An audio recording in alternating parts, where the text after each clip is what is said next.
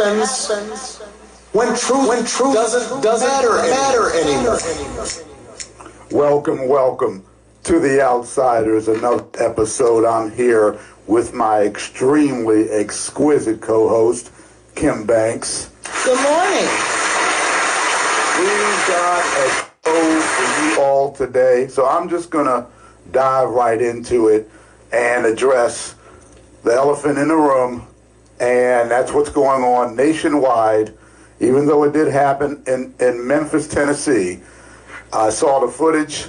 It was absolutely brutal, horrific, with Tyre Nichols and the Memphis Police Department. 5 officers just went absolutely ballistic as far as I'm concerned. We do have a lot of news on the Outsiders today, but we're going to start with this and dive right into it. Saw the video. It looked like the Rodney King video on steroids. It was really bad. The photo of him after all was said and done, after the damage was done, with Tyre Nichols on the ground, sitting up against the car. The damage that was done to him was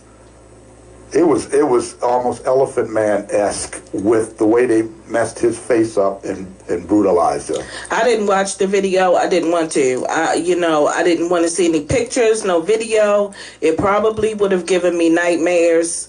So, no, especially after I've heard all the comments from people who have seen the video. It's disgraceful.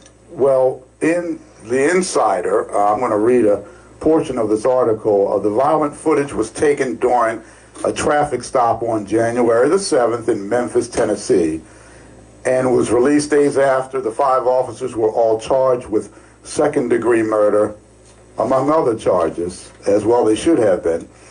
Nichols, who was 29, died of his injuries on January the 10th. Police said Nichols was pulled over on suspicion of reckless driving, but later said there was no evidence substantiating the allegation. And prior to the video release, the Memphis police chief said it was heinous and inhumane. My opinion on the Memphis police chief, she got canned from another city. They kicked her out, and then she ends up at Memphis. I read that. I saw the interview. I saw her. I watched the interview, and I'm thinking to myself, oh my goodness. She's saying, well, you know what? Riot police shouldn't have riot gear on. I said, this bubblehead. This is the police chief of Memphis, Tennessee. So we have a caller. There you go. Caller. We have a caller. Let's start in. Hello, caller. Hello, caller. Welcome to the Outsiders. Good morning. Good morning.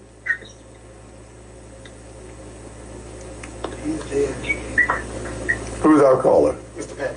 Hello, Dwight. Hello. Hi, how are you doing? I'm glad you called in. Good morning, counsel. Fine, thank you. What did you think of this incident with Tyre Nichols? I know you don't have a lot of time and you're a busy man and you're doing this as a special favor for me, but what do you think of this situation? The situation, go ahead and be more explanatory. Well, Tyre I couldn't hear you from initially. Oh, I'm sorry, he didn't hear me. Tyre Nichols, the Memphis, Tennessee incident with the officers that assaulted him, and now they're up for second-degree murder charges. What do you think? Well, the main thing about that, folks, is that has been going on for years. You would be surprised at the number of cases that I have tried that we have been successful in, and some we have not been successful. The key to it, Sean, is technology. That now we have cameras, and we have body cameras. And more so than body cameras, we have state laws which require the police officers to keep the body cameras on when they're having a confrontation. This type of activity that you're talking about in Memphis has been going on for years. The problem was that the police were never prosecuted, and civil actions were not that successful because the police always denied the incident that they had used brutality. Right here in Maryland, I can think of 3 cases just like the one that we're talking about. The West case, the Tyrone West case. Another one in Baltimore County where he was beat to death, and they tried to claim it was overdose of drugs. Wow. And we had to get bring in special doctors to testify that it was asphyxiation. And the big case that the attorney Ravenel had down on the Eastern Shore, where the person was beat to death. So this is not something that's been infrequent. This is something that's been very frequent. The problem is we haven't had the evidence. We can go right here to the Gray case with Miss Mosby. Exactly. We had the video in terms of what happened outside the van, but nobody knows today what happened inside the van. Exactly. Because the cameras went on. Yeah, there are no cameras inside the vans.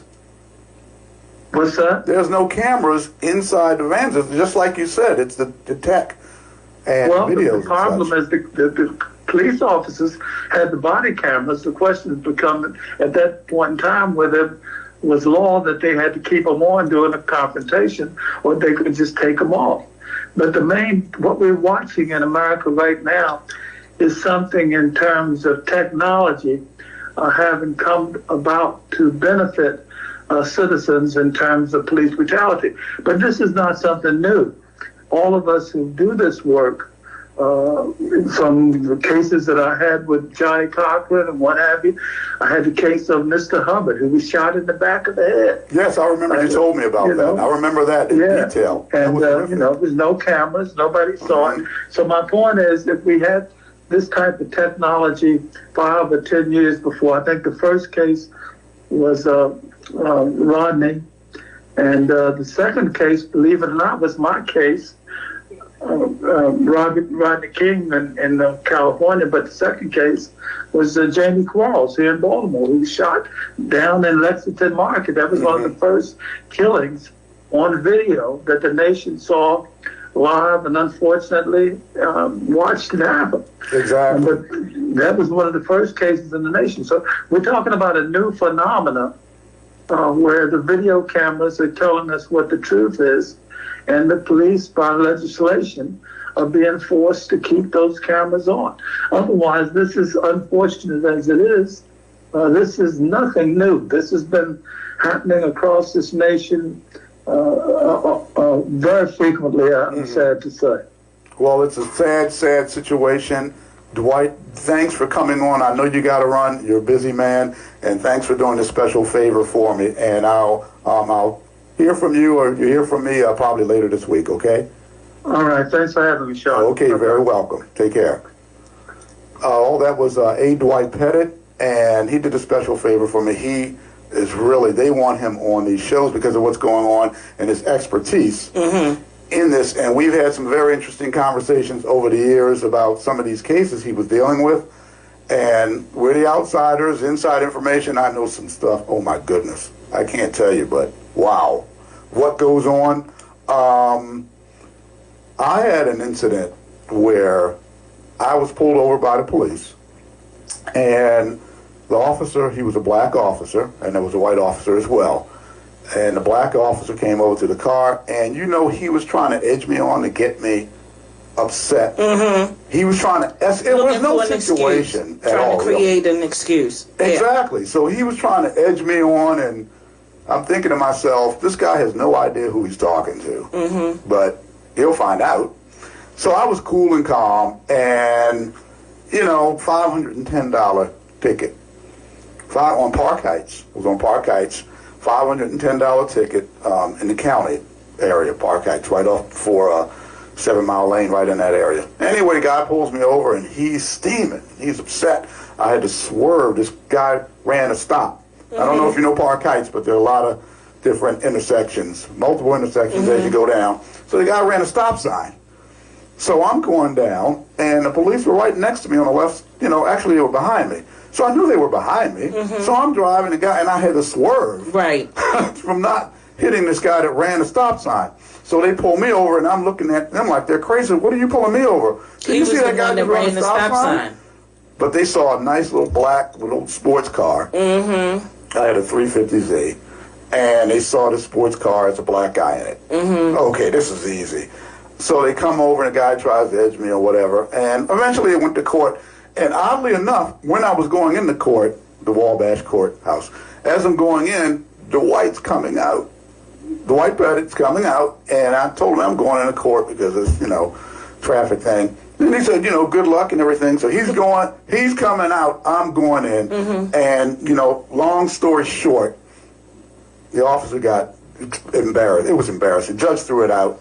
I just embarrassed the guy in front of the whole courtroom, and good. And the other officers, they actually were laughing at him. Mm-hmm. Because of the way I just dissected him. Mm-hmm. So this does go on. This does happen.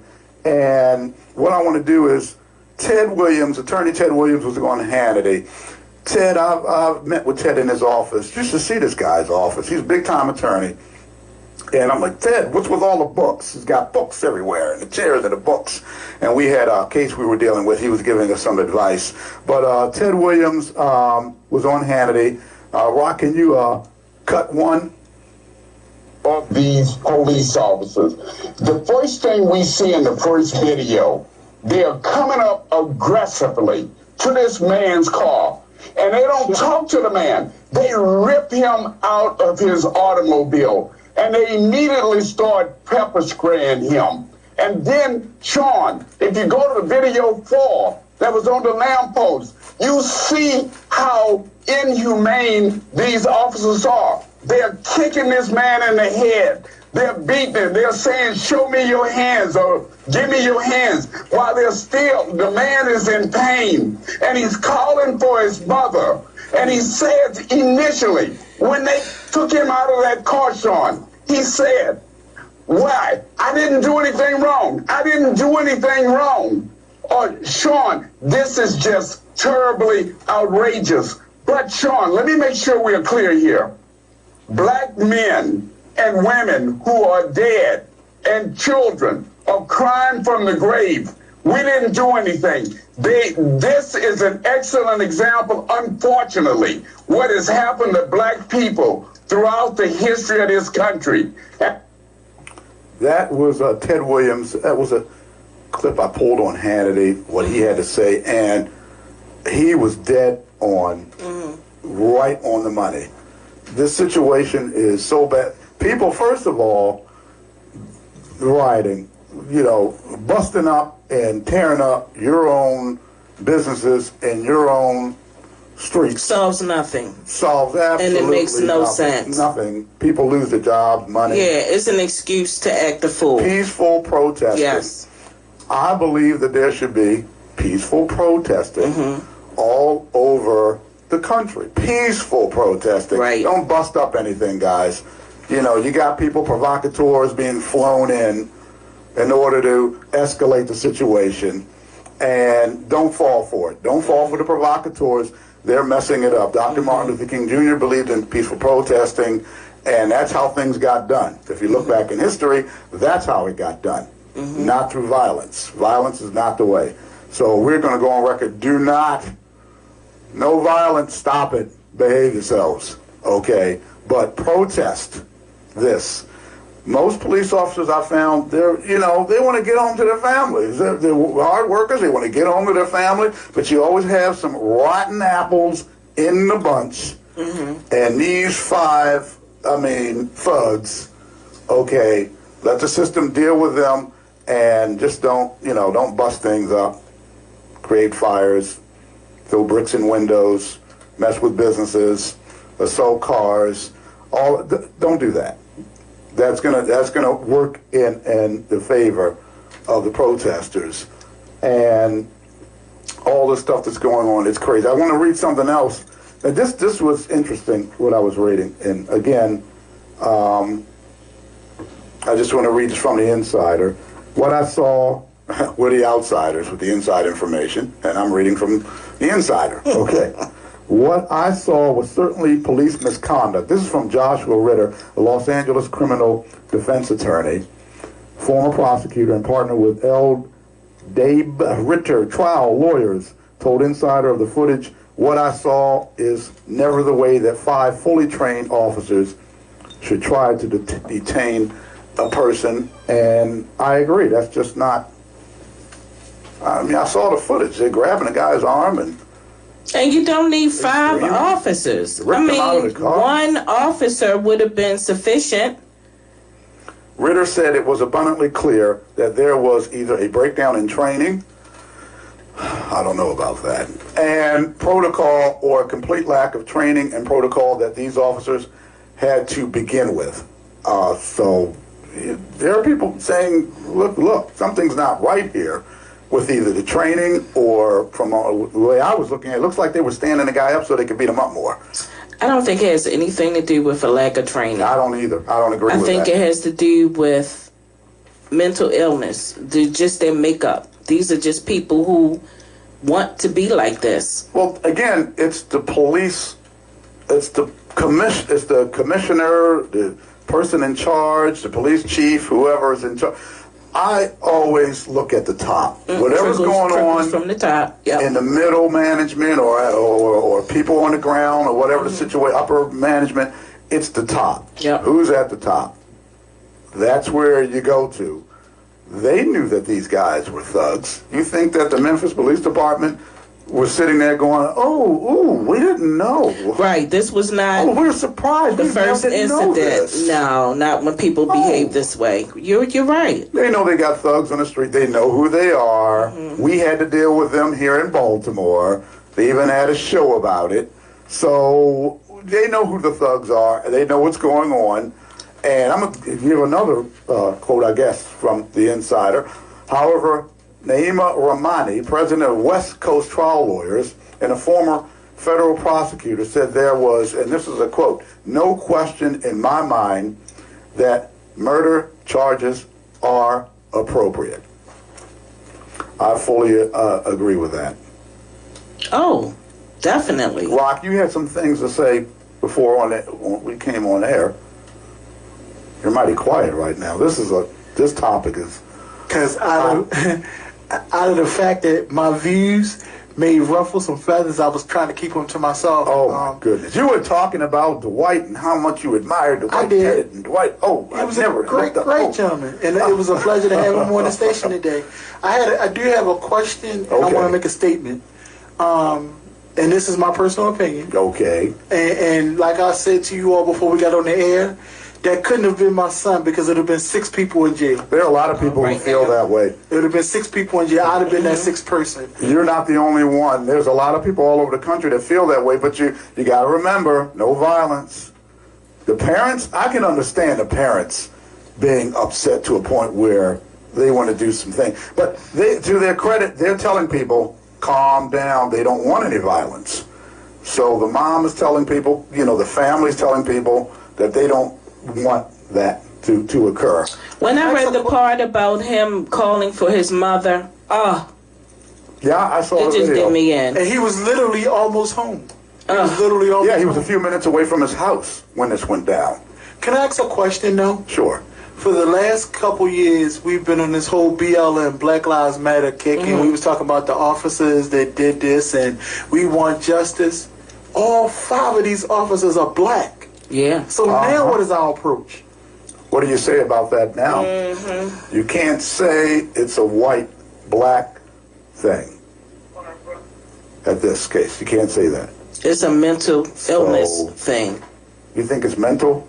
Yes. These people are mentally ill. You don't think? And we have a caller. You don't think? We have a caller? Yes.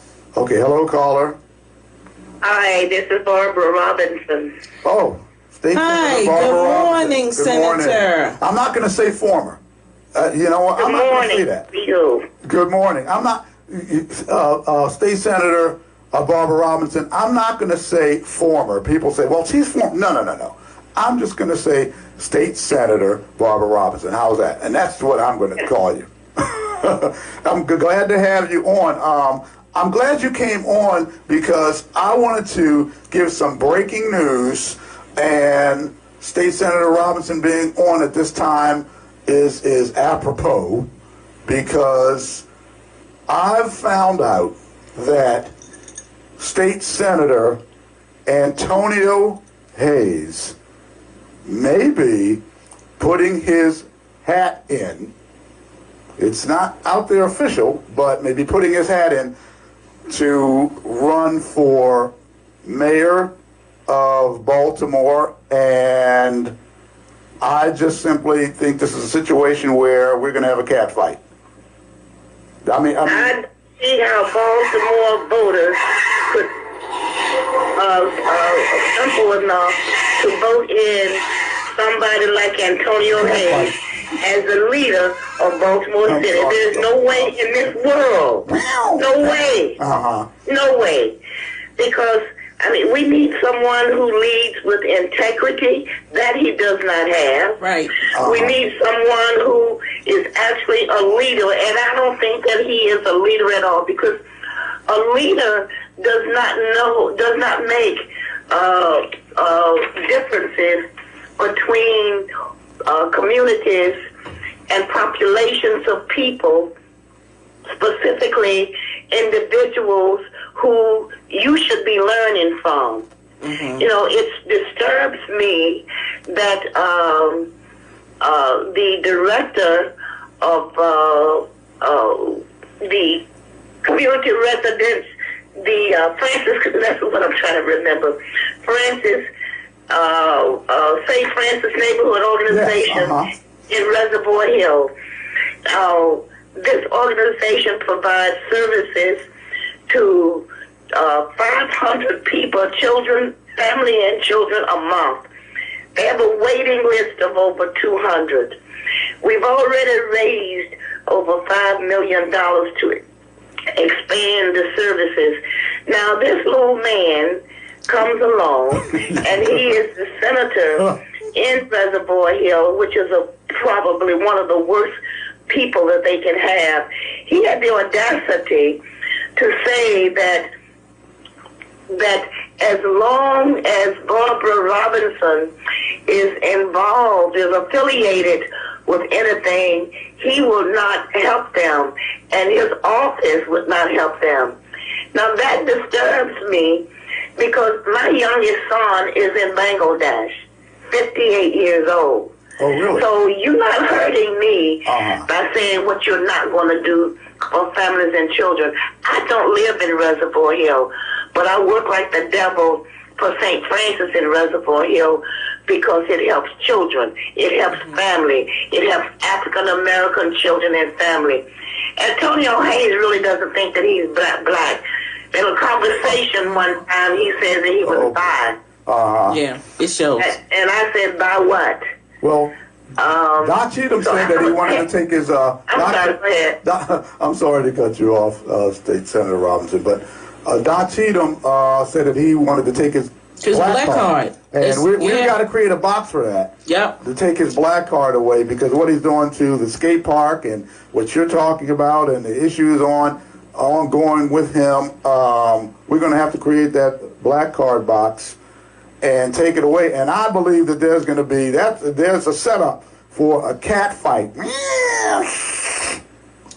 You know what disturbs me again, Sean, is you played that audio about this wolf pack in California bragging about buying Antonio's vote as a delegate. Now, if they buy his vote as a delegate, what the heck you think they're going to try to do with you as a mayor? Run Baltimore City. Baltimore City is dubbed now as a city of crisis. Yes, it you is. know, we need to dig ourselves out of what we are already in. And young people, you know, and this is what also disturbs me. You see all these young people in these positions trying to run organizations, departments, and cities, without learning from those who've already been there. And if you learn from the track record that's already been set before you, you can do a job of trying to do what you're doing, rather than trying to say that the older ways. Learn from what has already been done, without already come before you, because there is no way that Brandon Scott would be where he is without somebody like New Burns. Exactly. There's going to be a cat fight between those two. Brandon Antonio set up, if he indeed does run, but a little birdie. The outsider, we're the outsiders, but we get the inside information. Don't get it twisted, y'all. We get the inside information, and that's a first. Now, he can get in touch. I've been in touch with his assistant, and he can get in touch with me, and he can correct me. Sean, that's a rumor. That is not true whatsoever. I'm sorry, I got to sound more like him. Sean, that's a rumor, and that's not true. That's closer to his voice. But I see a cat fight. I see a fat cat fight coming if it goes down like that. Oh my God! You know, you're the talking connection about between entertaining. the two. You know, the connections. But if there's a cat fight, I tell you what, all the information that he's picked up with me because of what I wrote about him in my book, Through It All. And I don't write about anything if I don't have receipts. So if there's a cat fight, whoever is opposing him, I got a whole lot of receipts that I will be happy to share against Antonio Hayes. There is no way in this world that he can be mayor of Baltimore City. No way. Wow. So you're giving him, as the Romans used to do in the Colosseum, you're giving him a thumbs down. I'm giving him everything down. Thumb, elbow, He's knees. already shown he has a personal agenda. He can't put his personal feelings aside and just do his job. Well, Absolutely. I mean, you can't say that you're going to run an organization, but I'm not going to do this because I don't like her, or I don't like him. Yeah, that sounds childish. Or he talked about my sister, or he talked about my friend, or he wouldn't move when I was there, and all of this childish stuff. We don't need a child running the city. Absolutely. Well, I believe we have something close to near that right now, because we sure don't have a real man running the city. Wimp. You're letting these people just run all over you. Criminals run the street. I'm going to get the violent rate down 15% every year I'm in office. That's what I'm going to do. And the prosecutor is fabulous. Yeah, that's what he said. He called a prosecutor fabulous. So, no, the violent crime rate is not down 15% every year you've been in office. And this guy, you know, again, I tore his man card up. So I don't know what Antonio thinks he's going to do, but I know State Senator Barbara Robinson, and I guess people are going to come out and give their opinion of what they think of State Senator Antonio Hayes. Well, he doesn't know anything. He knows nothing about leadership, and he knows nothing about teamwork and team building. And I can attest to that firsthand. I mean, I worked with that man. You know, I was there when he was trying to do what he doesn't know what to do, and he doesn't have sense enough to listen. Oh boy, he doesn't have sense enough to learn. You know, the arrogance of him is what brings him down.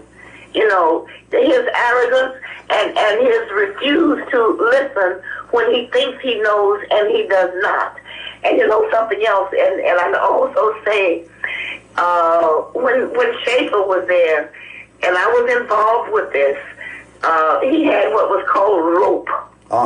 ROPE, Repeat Offenders Program Experiment, where he was trying to find out what is it that we need to do in order to decrease the recidivism rate, where we have these repeat offenders going to jail. And it doesn't just depend on the state's attorney. It's the attorney general, it's the state's attorney, it's the mayor, it's his president of city council, it's the police, it's the Department of Corrections. It's pretty much the same makeup that House Bill 1287 put together in 2017 for the school to prison pipeline that's sending these young black men to jail. I mean, those are things that were put in place before you were elected. Now, some reason, common sense tell you something sometime. There's a reason that individuals behind you put those tools in place. What were the reasons, and why did they do it, and who did it? I mean, that's what Antonio and Brandon and those other young people trying to become leaders should be learning from people like that. You know, you got people in Annapolis who have no clue about Hattie Harrison and Ruth Kirk. You know, and Nathaniel McFadden. People who actually paved the way for you. You have people there now who are put into positions who are learning from those who've retired, and they have no clue as to what they're doing. It's a serious lack of respect that's going on, and we understand that, you know, you got these guys coming in and they think they're such hot shots. They're arrogant. Arrogant cupcakes. And But you know what they say about hard heads? make a soft behind.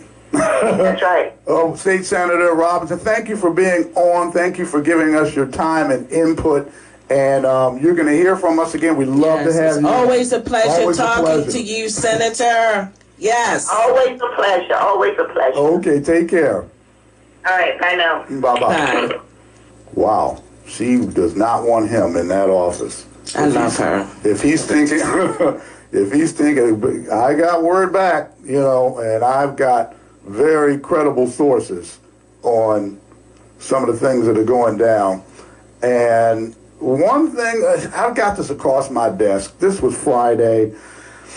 And this organization, I don't know if you've ever heard of them. It's Clean Corp. Clean Corp, you ever heard of that No. organization? There's an organization called Clean Corp. And I'm looking at this award. They'll give awardees. They give money out, basically. A panel of subject matter experts. I'm reading from one of their Clean Corp's awardees' letters. A panel of subject matter experts from the Baltimore City Department of Public Works, Mayor's Office of Employment Development. Here we go with the Mayor's Office. Deputy Mayor for Community and Economic Development Office, Department of Planning, and the Downtown Partnership of Baltimore have selected 6 Baltimore-based nonprofits as the inaugural Clean Corp grantees. Isn't that special? And it's under the mayor's office, and it looks like I gave him a call. Christopher Robin, what is this, Winnie the Pooh? Christopher Robin. Irvin. I saw this guy's signs up. Remember we were running for office, you were running for office, clerk of the court, I was your campaign advisor, and I saw this guy's signs up. We had your signs up all over Baltimore, and this guy, Chris Irvin. And I gave Chris a call because it looks like he was one of the awardees, his company, the Lazarus Wright Inc.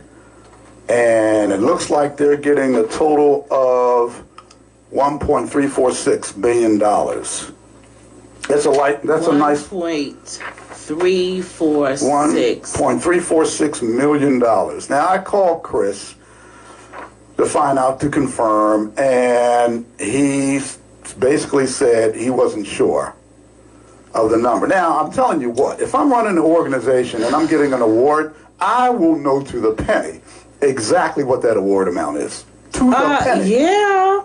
Okay, so I call the organization. I spoke with a secretary or assistant of someone, and she actually said, it's a little bit more than that. Really? So this is what she said, and I'm thinking, I was in the mortgage industry. I was in mortgage and finance, I have a business degree. It's in the industry. I did almost everything in that industry. Finance as well. Started off with household finance. My uncle was a big-time district manager there. Anyway, he didn't get me in. I got in on my own. No nepotism. Thank you. Like some people can't say that. Thanks for clarifying that. Some people can't say that. I'm not going to name names. But, because there are a lot of them in Baltimore. This is a nepotism city like I've never seen. But got in and learned the craft and went on to the broker end and mortgage finance, did underwriting, did a little of this, processing, originating, you know, everything. to the telemarketing department, ran that. So I did a little bit of everything. And if they would have brought something across my desk with someone, and I asked him, Chris, are you in bankruptcy? And do you have a current foreclosure? And he says, well, go to Clean Corp and ask them. I said, Chris, I'm asking you. I'm talking to you right now. I'm asking you. I'm not going to Clean Corp. As a matter of fact, I think I will go to Clean Corp because they're the ones that approved this guy. If someone would have brought this across my desk, I would have thrown this, get this hot mess out of here. I'm not giving He's a smarty pants. He said, go to them. Underwriting it or looking at it and saying, this guy's in a bankruptcy, and it's listed. It's not like it's not listed. It's in a bankruptcy. The guy's in a foreclosure, and he's had 2 prior bankruptcies. Get this hot mess off my desk. But it looks like Clean Corp, they don't care about that. Now, does that make any sense? No. To you? And he wouldn't answer the question. He kept saying, go to Clean Corp. And I'm like, you know what? Then he goes, I had a few more questions for Christopher Robin. And he, subsequently had to get off the phone because he was driving. I guess you can't walk and chew bubble gum at the same time. Oh, you backed him into a corner. Well, I'm telling you what, the outsiders, and this is from Roddy Piper. I actually trained next to him one time. This is from Roddy Piper. I'm here, and the outsiders are here to do 2 things. Chew bubble gum and kick ass. And we're all out of bubble gum. So we're not playing, we're not playing around. And I also got this across my desk. It looks like some years ago, this is the Baltimore Sun. I'm going to read straight from the Baltimore Sun. Drug arrest, Columbia. Police said that after the arrest of a Hyattsville man on drug charges, federal agents were attempting to learn how the man came into possession of an AK-47 assault rifle. That's a Kalashnikov. Actually, he designed it to shoot in the desert. It could get sand in it and still keep firing. Just a little, footnote. But thank you. An AK-47 assault rifle that was part of a controlled drug buy with an undercover police officer. Police said Christopher Irvin, 22, of the 2000 block of Erie Street, was arrested and charged with possession of cocaine with intent to distribute and trafficking in narcotics while armed. Police said an undercover narcotics officer allegedly purchased about $1,500 in cocaine from Irvin in 4 separate buys, and that last week the officer reportedly met the suspect at a Columbia parking lot and bought a small quantity of cocaine and the rifle, the Kalashnikov.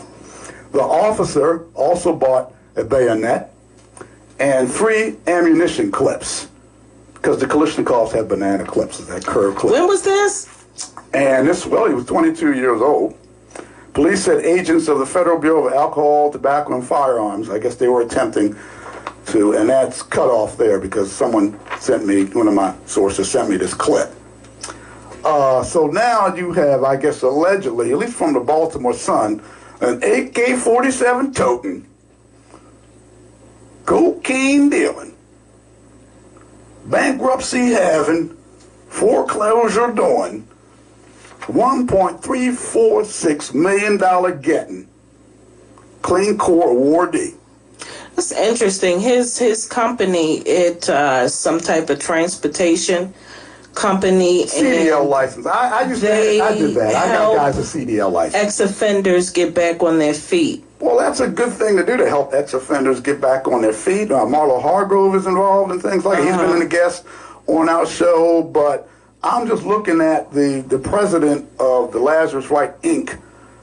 background and currently in the bankruptcy and foreclosure, and the outsiders we're gonna dig a little bit more deeper into this situation, because this is a situation, and see what's going on here, because it doesn't make sense to me. That someone would give that amount of money to a company, to a person who is questionable? Well, I read the Baltimore Sun, the article, and unless there's another Christopher Robin Irvin who's had, I guess, these type of situations going on with him, this would be the same. Again, he got off the phone. I couldn't ask him, but he definitely did not answer my question in regards to the current bankruptcy and foreclosure. He would have been better off just saying anything. Just you know, don't say call somebody else or you go ask somebody else. That's a real chump way and coward's way out. That was real yellow. That's a real coward's way out.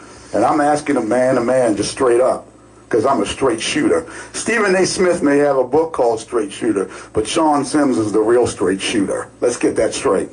And so I asked him. So there you go. You know, I can't stand Stephen A. Smith. You think he's a straight shooter? I cannot stand him. But do you think Stephen's a straight shooter? I don't know That's what his he book's is. Called. I don't know. I'm taking that as a no. I cannot stand his voice. The way he talks is just so irritating for me. I'm just taking that as a no. I just thought I'd throw that out there since you brought his name up. Whew. And apparently, wait a minute, I understand too, he's never played sports or something. Like he's always got an opinion about I think he used to play an athlete high school. He used to play high school, maybe a little college ball. Okay. Like yeah. Okay. But let's move on. Okay, yeah, let's move on. We got an interesting situation here. Sean Sims, yours truly, had an interview. Now, his uncle actually is, I guess, sponsoring a bill. Sean, I just want to say goodbye to Nicole. She is such a wonderful administrator for this station, and I just cannot let her leave. She's leaving today, not. Yeah, I know, but I just want to say bye, Nicole. Next time, baby. Okay, see you later, Nicole. Thank you, sweetheart. That's the diva. She's the diva today, and every day she's here. Every day, okay. But his uncle actually is sponsoring a bill, and I'm like, Frank Jr. sponsoring a bill? He's jumping off of Bates and what Bates said about getting the crime rate down and the youth and the 3-year program to make it 5-year if you're caught with a firearm, that sort of thing. So Bates went to Annapolis, Ivan Bates, the state's attorney, went to Annapolis, and then I guess Frank Jr. said, I got to jump on this train, because he hadn't really done much of anything. Nobody's heard a scene from him. He popped up. I guess after I must have lit a fire underneath him after that call. So has he been? You know, people have seen him lately. I don't know. I don't know anyone who's seen him. But he crawl back under? He's sponsoring the bill, so he must be out there, obviously. And kudos to him, because I agree. I agree with it. But I had an interview with his nephew, Xavier Conaway. Cut 2, Rock.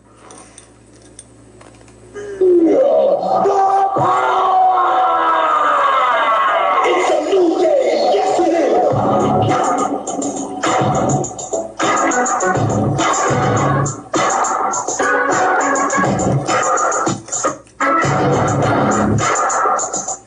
Yes, it's a new day. Yes, it is.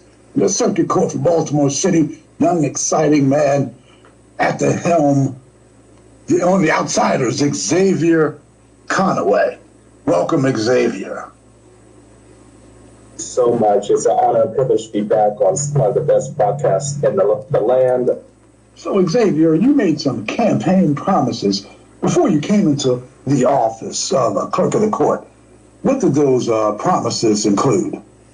We need to make sure that we can go in and see what's happening and maybe possibly have an audit, if possible, to really find out where the money's being spent, where are the resources, and how we can get that aligned so we can step in day one, hit the ground running, and really try to get these problems fixed as quickly as possible and efficiently as possible.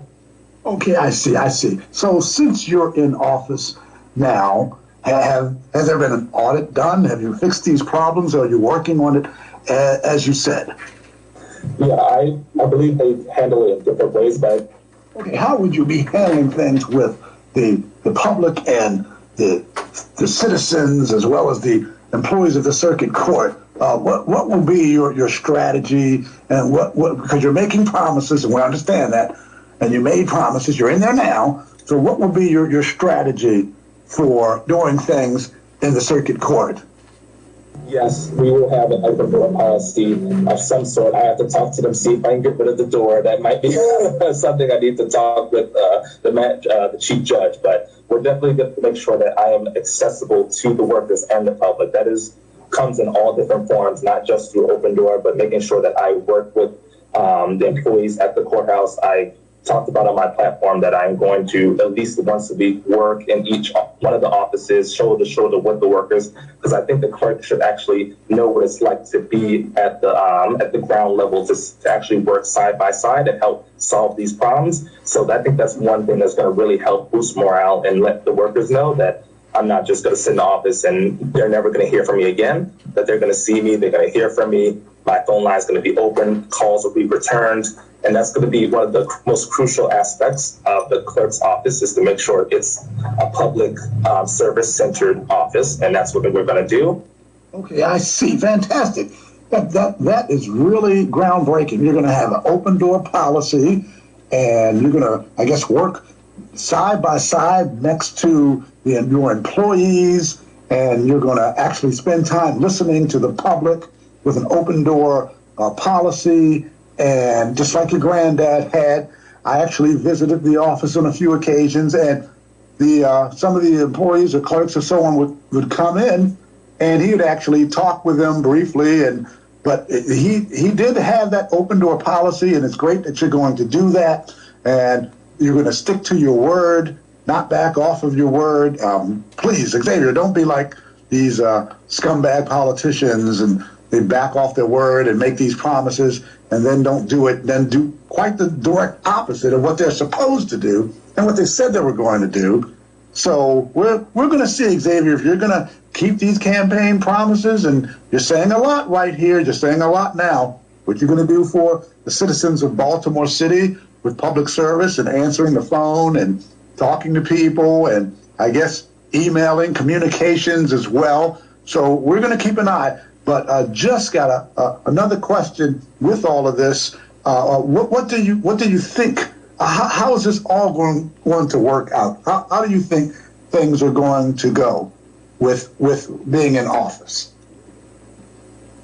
As for the paper system that we have at the courthouse, that is egregious. That we're one of two of the only counties in Maryland that does not have an electronic record system, where every other county in Maryland has electronic record system. That taxpayers are already paid $80 million. $80 million already been out the door, paid for electronic system, yet we do not have it. So I am going to request the General Assembly again to see if they can get an investigation to find out why we're one of the only two, us in Prince George's County, but me from Baltimore City, why we do not have an electronic record system. So that is going to be a huge priority to make sure we can do that, because Baltimore is, as you know, is one of the biggest courthouses, and probably one of the most services of any clerk's office in the state.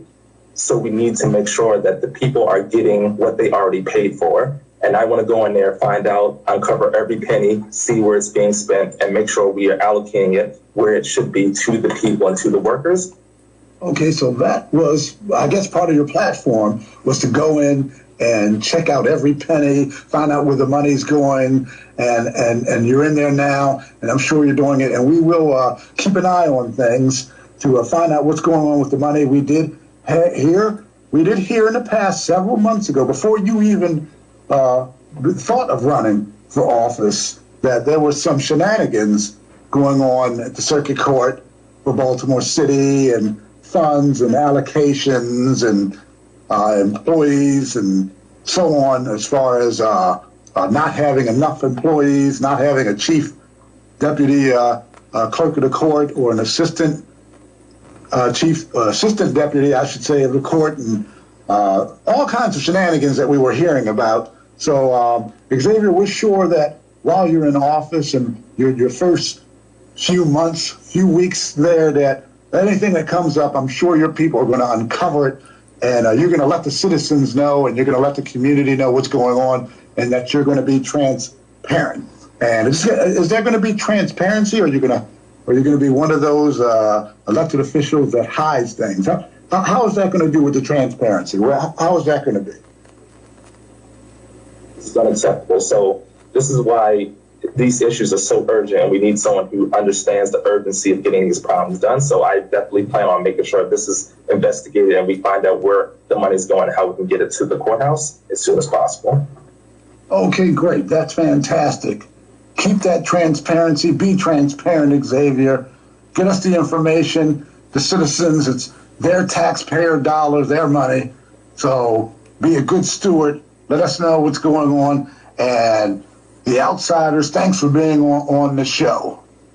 It's, again, the honor to be on the show, and I respect you all so much, and I will be reaching out for advice and everything, because this is going to be a big job, and we can only do it together, and there's going to be a lot of good work done. So be excited, and thank you again.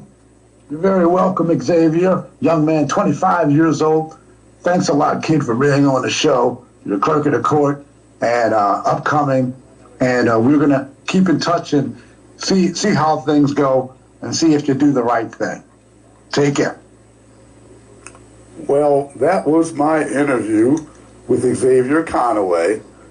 Okay, it was a goof. It wasn't an interview I had with him. However, it was an interview, and those are his words. Actually, that was done. You can check it out. Go to YouTube, Political Regulators. The extra from Lord of the Rings and Sheila Dixon, their show. Go check it out, and you can see the full interview. And we'll see if he's going to be transparent, because there was shenanigans going on, and we'll see what happens. You know, the clerk's office still doesn't have a deputy clerk, and now it's down to the chief one. Deputy clerk? Yes. They don't have a chief Still deputy clerk. don't have one. Ooh, and now they're down to one assistant chief deputy clerk. So it's just Conaway and Patricia Johnson. Okay, what happened to this guy? What's going on with Dollar? the other? Wasn't this guy Dollar? He's listed. Well, if you go to the website now, his name isn't even on there as being a member of their front office. I don't know where. Well, I'm going to find out if he is or not. He is, or what his position is. Well, but I saw that he was listed as an assistant. How recent? Very recent. Okay, well, I don't know. Maybe there's different information on different sites. I don't know what's going on. I don't. Look, I'm going to, listen, guys, listen up. I'm going to call you on Monday. Do not mess around with me. I want to know if this guy, you're saying this guy, I saw him listed as the assistant chief deputy clerk, and you're saying he's not, so now they're only down to one? Right, so that's 2 vacant positions. Okay, I'm gonna make a call at WMEG Online Radio. You're listening to The Outsiders. I'm your host, Sean Sims. Kim Banks, my exquisite co-host, and we're going over this information. I want to get this out quick, because this thing with Corvettegate, there's a few minutes left, but well, wait a minute. What's that? Before we go into Corvettegate, I just want to bring attention to our special guest. We do have a special guest in studio, listening to the whole show. In studio. Our special guest, yes. Kimora Banks, my 14-year-old daughter, is here. Yeah, she is a young leader. 14 going on 30. Yes. My prima donna, my beautiful prima donna. Just say hi. Just say hi. Just slide up to the mic, Kimora, and say good morning. Oh, come on. Everyone who knows anything about you knows you're not shy. You can tell your friends you're on YouTube. Go ahead, say hi. Yes. Just say good morning. Really? Good morning. Oh, my goodness. Okay, well, we got that. I hope you all heard thank that. you, dear, and thank you for gracing us with your presence. Thank you. Okay, let's go to Corvettegate. Rock cut 3. President Biden's attorneys say the Justice Department has taken possession of 6 items containing classified information at his Wilmington, Delaware home. These include documents from his time in the Senate and his tenure as vice president. The DOJ also took handwritten notes from Biden's time under President Obama. Biden's personal attorney says the search began at 9:45 a.m. Friday and lasted roughly 12 hours, adding it was voluntary with members of the president's personal legal team and the White House counsel's office present. Mike? I'm going to get a chance to speak on all this, God willing, soon. As I said earlier this week, people, by the way, my Corvette's in a locked garage, okay? So it's not like you're sitting on the street. Anyway, yes, as well as my Corvette. As I said earlier this week, people know I take classified documents and classified material seriously. Now, lawyers review other places where documents from my time as vice president were stored, and they finished the review last night. My lawyers have not suggested I ask what documents they were. I've turned over the boxes. They've turned over the boxes to the archives, and we're cooperating fully. You saw the photograph of the top secret documents laid out on the floor of Mar-a-Lago. What did you think to yourself? How that could possibly happen, how anyone can be that irresponsible. And I thought, what data was in there that may compromise sources or methods? By that I mean names of people who helped, etc. And it's just totally irresponsible. How that could possibly happen, how anyone can be that irresponsible. And that's what I call for, is for everything to be investigated, but I'm suspicious of the timing of it. I'm also aware of the fact that things can be planted on people. Places and things can be planted. Things can be planted in places and then discovered conveniently. That may be what has occurred here. I'm not. How that could possibly happen,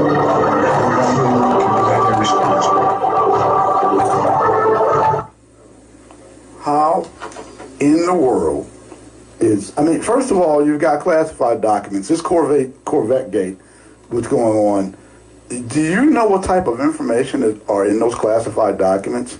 Do you know what goes into classified? I do. I know what type of information goes into classified documents. The type of information that could maybe have devastating effects with that type of information getting out is military information, because the president is the commander-in-chief of the military. So you could have a situation here that could be catastrophic. And people are laughing and goofing and joking. And I'm playing a clip, but it's serious. I got the haunting music in the back. It's serious. You have a serious situation here, and anything could pop up and happen because of it. So this is not a joke. It's not. It really isn't. And hopefully, with prayers and those Christians out there pray that nothing happens. And I know the type of things that could happen because of this. And so do the people on the inside. They know that. This is a very serious matter. Yes, it is. And on that note, we're going to have to go. It's been an hour. Thanks for listening. YouTube people, let people know. Subscribe. Click that like button with the thumbs up. Click that. And subscribe. And the podcast is going to be coming along soon. We come along with that. And listen, we hope that you are inspired to do your research and bring change. Don't just go with what we say. Research, do your own research. And it's been good having you here. We'll hear from you again, see you again, talk to you again. The Outsiders, another episode. Next Saturday. 11. 11 o'clock. Goodbye, everyone. God bless.